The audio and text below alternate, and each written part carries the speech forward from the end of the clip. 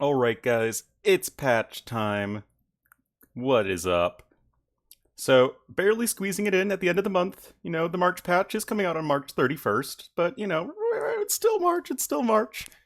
So, as I always do with these patches, I'm going to run through everything, give you my thoughts, and just a quick, thumbnail account of what I think they mean, focusing mostly on the balance changes, but I'll touch on anything else that uh, I think is pertinent to the average bear.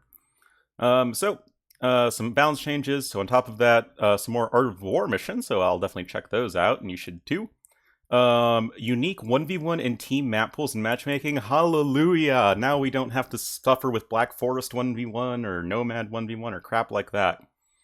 And two brand new maps, Four Lakes and Golden Swamp. A new profile hub. The ability to view ELO in unranked lobbies is definitely super nice. Various balance changes, I'll get to those, and the Spring Celebration event. So scrolling through, this has been like out already. Essentially, you get some pretty flower stuff, skins and whatever. You guys can get into that if you want. I don't really care, to be honest. Some more Art of the War mission, Art of War, land battle, destroy the castle, naval battle, and battle formations. How to use formations? Does that mean you use box formation? Oh, I can't wait to see box formation, man. Anyway, some bugs they fixed. Some stability things they fixed. Reduce the file size of assets by 1 gigabyte. That should be nice. And continued improvements on how VRAM and RAM is utilized in running the game is also nice. And everyone's favorite patch note, implemented various performance improvements. Every freaking game, man. It's like, oh, yeah, we just made things better. Okay, Auto Scout is now available for all horse and camel. Okay, that's fine. Fix an issue. Okay, insubordination by the ordered units. Oh, this is such a huge problem. This is a huge problem where the units would just not attack like what you want them to. The insubordination. Cute little phrasing there. Fix the legacy issue where units attached to attack ground will sometimes ignore the command and attack the closest enemy instead. Again, great. Fix the issue where defensive structure would sometimes attack. Oh, it's so great. Pack trebuchets which auto-pack, then chase another trebuchet can no longer instantly destroy the trebuchet. What? I didn't even know that was a thing. Something with shift group appending, I didn't really know. Attack ground, not in treaty. Siege towers across terrain obstacles, okay. And apparently there's a bug with Furor Celtica. Okay, balance changes. The meat and taters. Alright, guys. I've been wanting to tell you guys these for so long, man. Okay, Step Lancer. Increased the base attack of both Standard and Elite by 1. How is this going to make Step Lancers? A little bit better. I still think they're probably going to be kind of underwhelming, but it's a step in the right direction, that's for sure. Mongols especially, and we have to keep these balance changes in mind that they're also coming with a bunch of other Step Lancer changes, so just keep those in mind. Chinese no longer have access to the redemption technology. Oh, thank God, Chinese. Ever since Chinese got block printing, they were like way, way, way too strong against like onagers and siege onagers, which was their main counter, because Chinese lacked. Well, previously they lacked block printing, hussars, and bombard cannons, and all the normal things you would expect to counter onagers. And also their army is mostly Chuko Nu, which kind of suck against onagers. So that's great. Great. Chinese are still going to be very strong, don't you worry about that, but now they're just less... they actually have weaknesses. Cumans no longer have access to the redemption technology. The Cuman Monastery was actually surprisingly good. This is probably mostly an arena thing. Probably doesn't matter too much. Can now research the capped RAM upgrade in Castle Age as a civilization bonus. Okay. Okay, then. This is pretty crazy. Capped RAMs, it's a cheap upgrade. It's 300 food. Now, the capped RAM is actually not as much of an upgrade over battering ram as you might hope for. It's only plus 20 HP. I think it's like 25 extra damage versus buildings. And the big thing that it comes... Oh, it's also not any faster than battering rams. The big thing here, guys, is they deal splash damage. So it's going to be really, really hard to utilize walls and stuff against Kumans. Like, the Kumans, they'll find a way in, because Captor Rams, they'll deal that splash damage, and they can knock down several layers of walls at once. Kipchoks, now fire +1 extra arrow. Exactly what I think the unit needed. Now the unit's going to be going from a meme to at least semi-okay. It should also help them a fair bit against halberdiers. So good to see Kipchoks getting a bit better. Steppe Husbandry now grants its benefits to Steppe Lancers. So not only are the Steppe Lancers improved, remember Kumans also are they're gonna be a little bit faster in Imperial Age. Now reduces but now it's not as OP as it used to be. Now it's reduces the training time by 50%, was 80%. So now these units produce 100% faster as opposed to like 400% faster or something ridiculous. So Kumans, excuse me, are going to be even stronger. Like, Kumans were already like not a bad civ, but now I think they're not going to be launch Kumans, but they're going to be pretty good. So definitely, keep an eye out for them. Goths no longer have access to the arson technology. The only civ in the game that don't have either supplies or arson. And the civilization bonus is now staggered, so 20, 25, 30, 35, it used to just be a flat 35%, which is why we had all of these problems with the drushing. And then this civilization bonus, infantry attack versus building, now increments +1 attack per age, starting in feudal age. So now the Dark Age drush thing isn't as oppressive. I already thought that it was kind of overblown how strong it was. I thought it was kind of like a noob bashing thing, or just punishing people who have really bad maps. But now Goths are going to go back to the gutter, probably. Whatever. The civ needs some more fundamental changes. Tartars now get Thumb Ring for free as well. That's really nice. They get Thumb Rings and Parthian Tactics for free. That's pretty nice. Getting all that for free in Castle Age, it makes the switch into Cav Archers way, way easier. Because, guys, remember, Cav Archers, they really want Thumb Ring. They only get a little bit faster fire rate, I think it's like 10% or something, but the big thing is, Cav Archers inherently have an accuracy of 50%, meaning they only hit 50% of the time, like their intended target.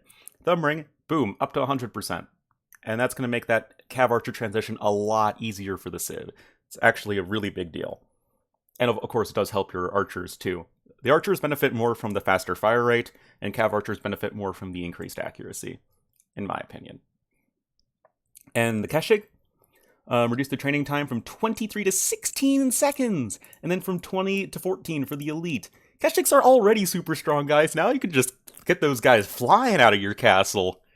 Yo, Tartars are going to be legit, guys. And Tex, guys, Silk Armor now affects Steppe Lancers, so now you get an extra Pierce Armor on your Steppe Lancers, starting in Castle Age, potentially, like late Castle Age. Alright, I'm digging it. Timurrid Siegecraft now increases the bonus range granted to trebuchets from +1 to +2. Now we're looking at math. 19 range trebuchets, guys. Holy crap, like, okay, 19 range trebuchets with this plus siege engineers. Those are going to be some sniper trebs, man. They're going to be able to do their intervention 360 no-scopes. Going to be some good siege. Also, here's the meme one. Timurrid Siegecraft now makes the new Flaming Camel unit available when researched. A fast-moving petard with bonuses versus mounted units and elephants. Yup. How good is this unit? I don't know. I haven't played it yet. The Flaming Camels were used in Tamerlane 4, I want to say. It's the one where you siege Delhi. So historically, guys, Tamerlane was faced with a bunch of Mahouts, elephants, when sieging Delhi, because India. And so to deal with that, he put a bunch of bales of hay on camels and then lit the bales of hay on fire and sent them at the elephants. And the elephants were naturally terrified by the flaming camels and ran away and ended up trampling most of the Delhi Sultanate's army at the time. I think it was Shah Tughlaq. So yeah, that was some history for you. Um, I don't know how good the unit's going to be, but the big thing here, guys, is that it has bonus versus mounted units and elephants. Tartars had a really big problem against cavalry because they relied on heavy camels entirely because their own halbs were not good. So I think that's going to help round out the Civ more, especially in late game. As for how good the unit is overall, though, we'll just have to, wait and see with testing. Art of War, going to be, adding some stuff. Predators will no longer spawn on top of relics. It's funny. Alpine Lake updated to ensure a more consistent and fair distribution of resources. Okay. Each player now start with one close lake and 2 small forests. Okay. Anything that makes the map... Ooh, and they now start with an extra boar. Okay. Anything to make the map more balanced. Reduce the number of and lengths of cliffs spawn along the map, allowing for more open gameplay. Extra gold and stone deposits have been adjusted to distribute more evenly. Okay. Okay, so this is good. Arabia was feeling a little more campy than it should. So, yeah, I like that. Deer always appear within the bounds of the player's walls. Yes! That makes me happy, guys. I'm so lazy. I don't want to go through the problem of, like, putting a sheep in the gate so that the gate stays open and then you can lure the deer through the walls. Nah, now we don't have to worry about that nonsense. Okay, so now we'll always have 5 relics. That's only for larger games. Hideout is essentially fixed so that you don't have the overlapping problem with like the walls and stuff, and then all the gold and stone is now more evenly distributed. Boars will now consistently spawn inside the player's base. Awesome. I can now unban Hideout. Will either now appear entirely within the walls or well outside them. Okay. Added new map variations make better use of mangrove shallows and forests, so you mega random people will like that. Lobbies and matchmaking. Added tooltip to game lobbies. Okay, so now you can see this sort of thing. Cision. Apparently never played Age of Empires before, and he's the lead balance designer. SMH man. The technology tree can now be viewed while in the matchmaking queue, and there was much rejoicing. That's something that you guys have been asking for such a long time. I mean, I just tried to memorize the tech tree, but, I mean, people want to look at the tech trees while queuing, so that's definitely something you're being happy about. The number of spectators and game ID are now displayed while spectating a match. Okay. Added the ability to pick your player color in ranked matchmaking. This now also controls your starting and team positions based on the selected color. Interesting. So what happens when 2 people want to pick green? Is someone just defaulting to blue or something? I guess. 2 new maps inspired the community. 4 Lakes and Golden Swamp are now available. Random map selection screen by default.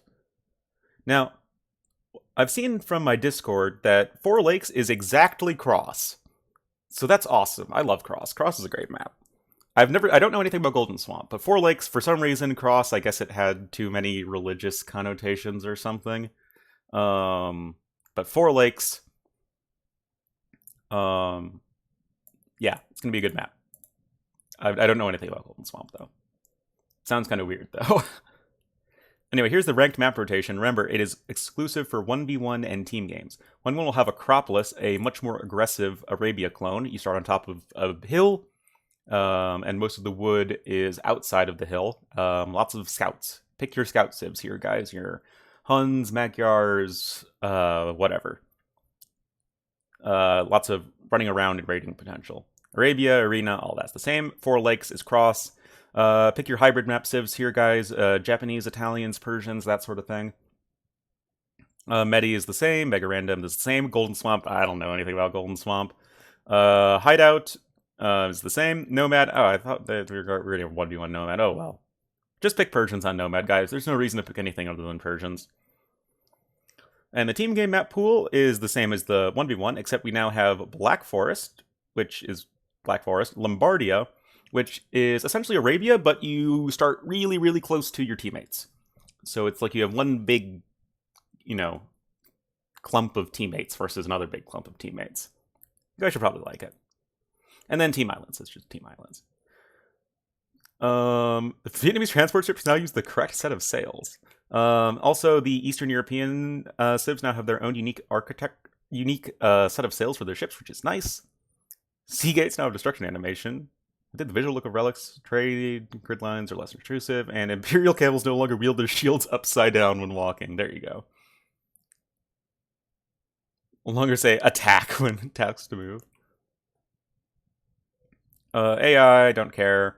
Fix an issue where units will be paralyzes fear instead of properly fleeing enemy aggressors. Very important. I was casting some games yesterday, and there was too many times where units would just get stuck. Fixed an issue where bomber cans would fail to interrupt their attack move under certain circumstances, and fixed a rare issue where the trap scout using auto scout. Okay, whatever. Scripting stuff, don't really care too much about it. This is pretty nice looking. Yeah, let's yeah, I mean we'll see, I'm sure, how this looks when, you know, it's more filled up, but more stats is good. Modding, don't really care too much. Ongoing investigation. Latency and disconnects, performance, text filtering. Yes, you've heard your cries of bleep. But yeah, localization, translation issues, game balance, including auto scouting, all that stuff. And then that's it, guys. So, big patch. Lots and lots of new stuff to like. Obviously, the balance changes are the ones I care the most about, and I think that pretty much all of them are at least in the right direction, and the sort of game-breaking ones, like Chinese with block printing, is a little, like, kind of stupid. Goths were obviously kind of, like, free win, or they still suck, and now Tartars are, like, a legit civ. All good stuff, guys. So yeah, definitely let me know your thoughts in the comments. What did you think of this patch? What were your favorite changes? What would you like to see in the future and all that stuff? But yeah, thank you guys for watching, and of course, see you in the next one.